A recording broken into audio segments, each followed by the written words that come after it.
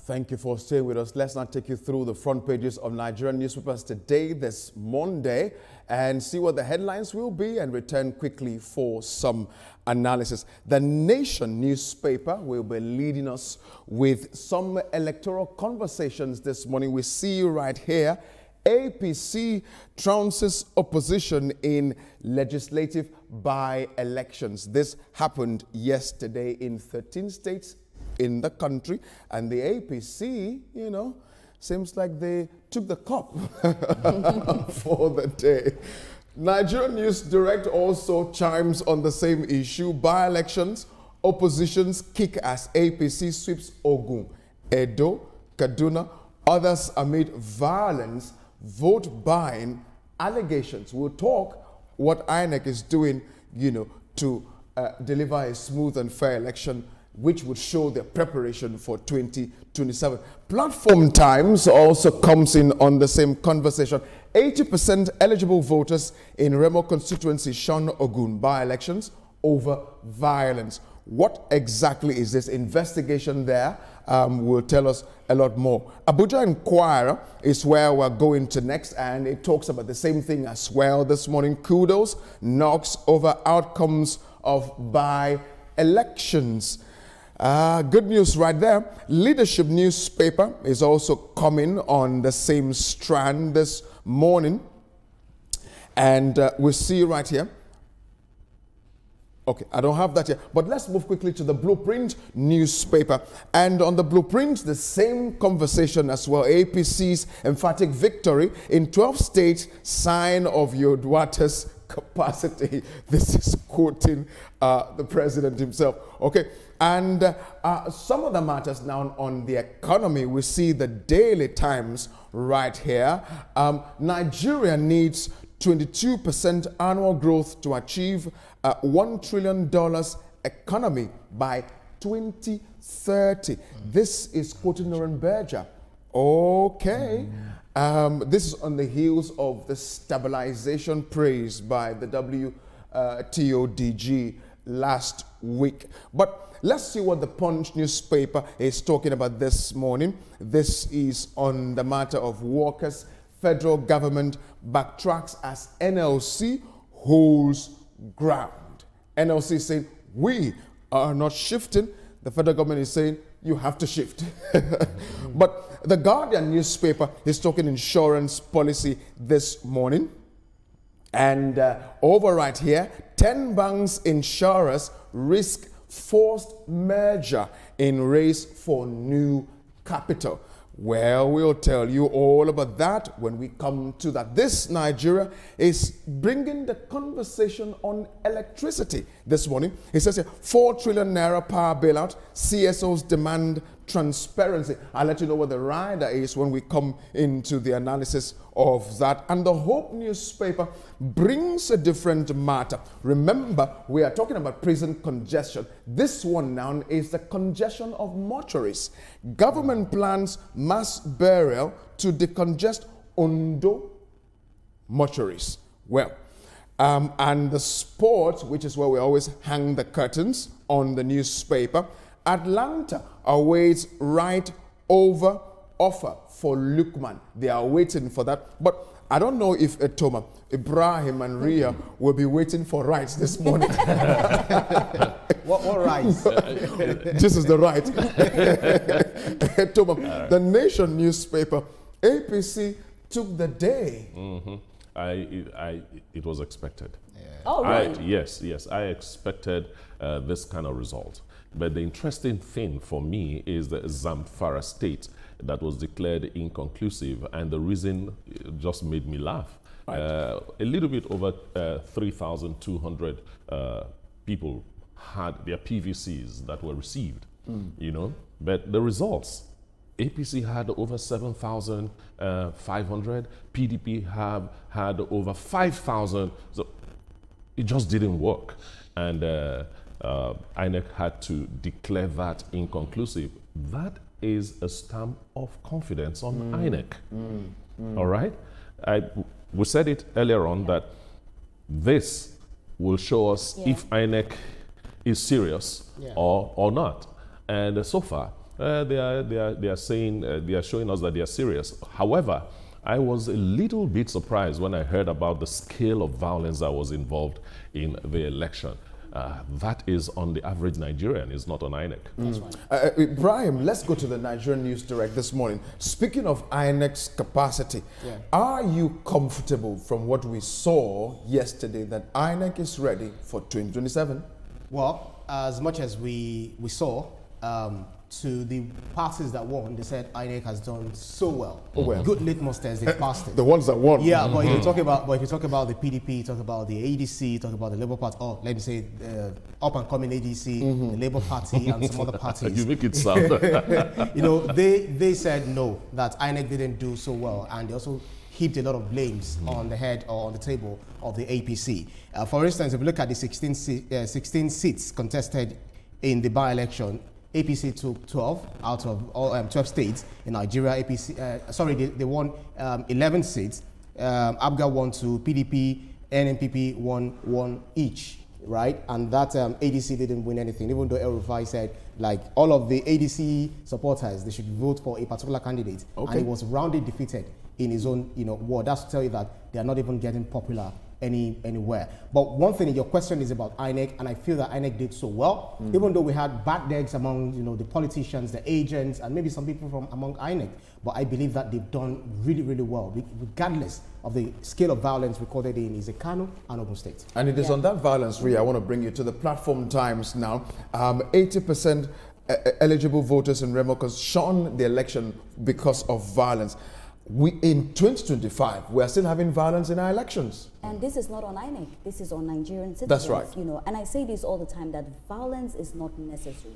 You can go and vote for your person peacefully and leave the ballot place. Because when you create violence, how do you now expect it to be a free and fair election? Because you've created violence, a lot of people cannot even come out and vote because they are scared. So I'm sure that this is also teaching us about what will happen in 2027. We ourselves, we need to understand that violence is not the right way to result when it comes to election. Go there, do your civil rights, and live peacefully and let others do the right thing. Because we do this violence and we now complain that, oh, the results were this, oh, they stole ballot boxes. Who are the people that are stealing ballot boxes? Are they not human beings stealing ballot boxes? Right. And also talking about INEC, I think they've done well, but they need to do more. We need to see more being done by INEC. INEC is a very, very, important establishment in Nigeria, like I always say, and more needs to be done. The by-elections have shown us, things that can happen, so we're expecting more. And also look at the fact that, the people that did not win announcing that INEC did not do well, the people that won that said INEC, have done well. That is just, that is life for you. The winning party will always say, oh, yes, INEC has done well. But I think that they can do better in terms of transparency and more when it comes to 2027, because we've seen, what has happened with the by-elections. Abuja Inquirer, the leadership newspaper, and the Blueprint Etoma are awash with the same matters. Yeah. But let's speak on that of the leadership newspaper this morning. Mixed reactions trail election result as APC dominates. Ruling party wins 12 seats, APGA 2, PDP 1, NNPP 1. Let me play an advocate, sort of. NNPP is in the fora here. Yes, it is. I didn't expect to hear the name. No, why? No. Like why? You talk about Kano, they hold that guy, NNPP is so strong in Kano. That's right. Because of the Kwakwanso. Because of the Kwakwanso party. That's right. Look, Kwakwanso, no matter what anybody says, enjoys cult followership in Kano. So we expect that he will win elections, especially in Kano. Yeah. I couldn't agree less. But let me now take you, Ibrahim, to the Daily Times newspaper this morning. Yeah. An issue here on economy. Remember, Dr. Konji-Iweala has commended President Tinubu's reforms. She said because of that, the economy is stable. However, she gave 2 other recommendations. Yeah. But we see here Nigeria needs 22% annual growth to achieve $1 trillion economy by 2030. That's right. I'm assuming now you're an economist, Ibrahim. No. Yeah, so a whole lot of things are actually, being mentioned by the financial company Northern Berger, saying that we need that consistency, 26% growth, to ensure that our GDP, we achieve that $1 trillion economy come 2030. We just have about 5 years to go. Yeah. But if you look at the exchange rate, it's a major problem. So if you're able to tackle that exchange rate, that's one thing that will help us, achieve this. So there's a whole lot on the table. Talk about insecurity. We're doing so much when it comes to, if you look at the banks, we are doing recapitalization, which some banks are already having issues to achieve. If you look at the agricultural sector, the weather seems to be clement to some extent, even though we had flooding here and there, but it's still very favorable for Nigeria, and then we're getting some of the investments, infrastructure renewal by this administration. That's on another side. So if we move on this trajectory, because if you look at Naira to the dollar is 1,500 and something, but we need about 1,200 or less. Of course, we need much less to be able to sustain maybe 300. But yes, or even way less. Yeah, but what I say about this whole thing is you cannot be walking like a snail or crawling like a snail and expect the results of a tiger. At the end of the day, it's not going to work. There's so many things that have to be put. 5 years we think is a long time, but trust me, before you know it, 5 years is already here. We need massive improvement, stable power, strong industries, less corruption, better infrastructure, and a steady currency. Because you can say anything, but how do you put it into play? Ria, I tell you, that less corruption is the motherboard of the rest. But Toma, let me take you to the Punch newspaper. This conversation on workers' compensation, federal government is backtracking on NLC's proposed strike. The NLC, led by what was his name again? Joe Ajero, has not inspired a lot of confidence in workers. This NLC has organized how many strikes, and none of those strikes went beyond 3 days. This one coming again is, if I am the one negotiating with the NLC, concerning anything in Nigeria, by now I would have relaxed. So if the federal government is taking a hard stance, even though NLC is also taking a hard stance, I think is the right reaction from the federal government.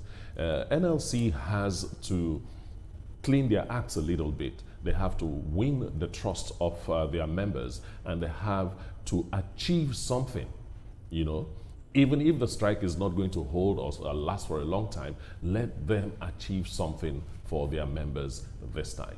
I beg to differ a little, and I think the argument for the strike this time around is because of the fact that the federal government said a certain amount of money that has been deducted from their savings, the revenue will be taken, I think about 50%, which the government said they're going to return.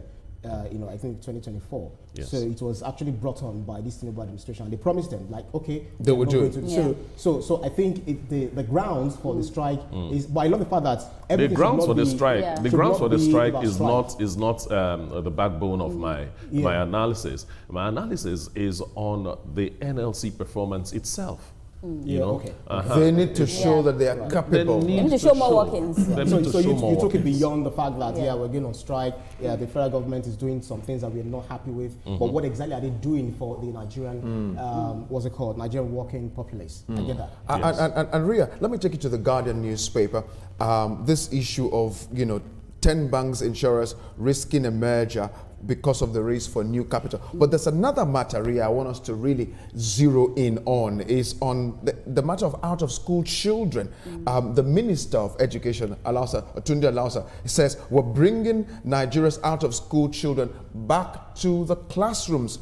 Of course, it is lacunas like this that gives rise to anyone being interested to be trained by those foreign nationals in evil doing. Exactly. And a lot of times, if you know my stance on this table, I say that every Nigerian child needs to be in school. It's their rights. It's not a privilege that you're doing for them. And when these children are out of school, sometimes we blame it on these children. But see, the idle mind is the devil's workshop. When these people have nothing to do, that's when they think about other things, other bad things. And I'm happy that he said that. But, I'm not going to congratulate him or anything. That is the right thing to do. They need to be in school. In the first place, they didn't need to be out of school. I couldn't agree less, Ria. I couldn't agree less. And Ibrahim, this Nigeria newspaper, the matter of power bailout, 4 trillion power bailout, CSOs are demanding transparency. The rider here says SMEs, households lament poor services by discos amid high tariffs. I have a lot to say about this, but let Ibrahim speak.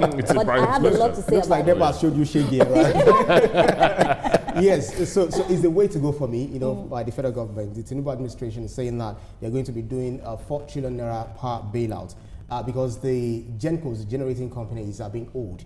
And so one thing is that if you use this 4 trillion naira is to refinance, this backlog, the debts, and then without, little interest in it. So if this is tackled, we'll be able to generate more power, just as we have in South Africa that are doing well over 40,000 megawatts. And we are doing poultry 5,000, and then by the time we get to 6,000 or thereabouts, we crash back, to default mode. So if they are able to do this, they will address the SME problems, the development, and because without power, we are going nowhere, guys. And in this, we expect to see a lot of transparency and accountability in this. That is the #1 for me. And also speaking about the fact that we see a lot of high tariffs and we do not see light. Hey, Jesus Christ. Jesus Christ. Indeed, Ibrahim, like you said, she's been short-shaking. The band-aids, known as the band-aids. Let me come in here. The thing that struck me is the 4 trillion is not a bailout. The 4 trillion is what the federal government is owing GenCos. And this administration says, yes, we might not be the administration that carried the whole 4 trillion, but we are responsible enough to have a payment plan to pay off this money. I am just wondering, how were they owed up to 4 trillion naira? Over several years. Of course. Over several administrations. So for this particular move, I give 2 thumbs up to the present administration because the truth about it is that electricity is the soul of business. So, how can you operate a business without electricity? Power. Even we that we don't own businesses, that is just our house. Without light, how are you able to even cope? I couldn't agree less. And maybe light plays a role right here. On the Hope newspaper, lady and gentlemen, the government of Ondo State is planning to conduct a mass funeral, according to them, 402 corpses, litter morgues in 4 years. Etoma, do you have an idea exactly what led to this? Yeah, I will blame that seriously on tradition. And people will wonder why. What was he talking about? In Nigeria, most people want to keep their corpses until they gather enough money to do those expensive burials that we have. And that is where my Muslim brothers and sisters are better. The person dies, you bury the person within 24 hours. We keep our corpses for a year, 2 years, because we're trying to gather money to do that humongous burial that we call befitting burial. So that is impacting on the morgues, But I don't think there's anything wrong in that, I didn't say there's anything wrong with it. I didn't say it's just one of the reasons, not the only reason, though. It's one of the reasons why our morgues are congested. Number 2, the charges from the morgues to bereaved families. At the point it gets so high that the family just runs away. That not everyone there still has one tie or another to the families, because some of them are people who died on the road. So it could just be that. But let me quickly take gentlemen to the Sporting Live this morning. Ibrahim, this is for you right here. Atlanta. I hope you're ready. Oh, he's always ready on this one. Atlanta always right offer for Lukman.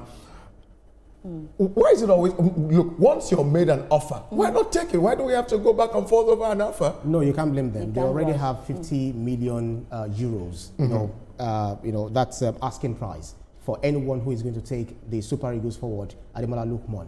But then I think the party, the club that came forward at the time, sometime July, said that they had 45 million euro, and then they have 5 million euro add-ons, for Lookman. But the bargaining power, the bargaining chip was not able to, be settled at the time. That is why. So, and then if you look at the transfer window, it's so close. The end to it is so close. So, meaning that if there is no bargain at the end of the day, Lookman will have to stay back in Atlanta. But if you ask Lookman, do you want to stay back in Atlanta? Whether he wants it or not, because it's been bought and it's been sold, it's more like the commodity here. So he has no choice. But one thing is, whatever they do on the foreign scale, on the international level, they should be able to also replicate it, in the local scene. Did you watch the game yesterday? No.